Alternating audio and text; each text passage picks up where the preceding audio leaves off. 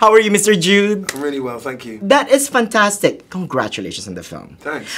I love to see you in this kind of roles. I mean, don't get me wrong, I love you in Sherlock Holmes and all that stuff, but I love seeing you in much brevity and depth. Yeah, I like playing them, you know, there's always...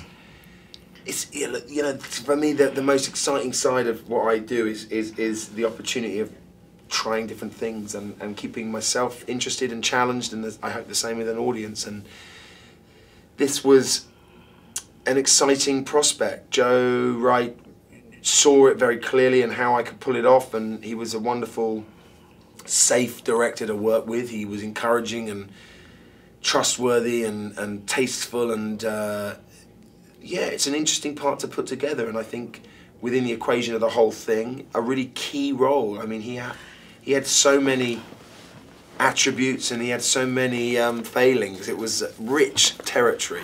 And that's why I love this version. It's because normally in all the other, most of the film versions that we've seen before, it's really just one-sided. It's Anna's side that we see. This time we see every other angle, including your character's angle. Yeah, right? You know, we had a fantastic adaptation by Tom Stoppard, who is a modern master. His writing is exquisite, and he's an incredibly intelligent man, and I think extracted the essence of the book. And the book, like you rightly said, is richer than just the story of a woman's affair. It's much more complex than that.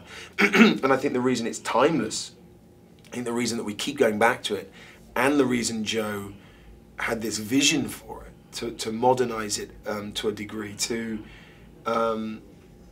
embrace its theatricality, is that it deals with the many, many, many sides of love.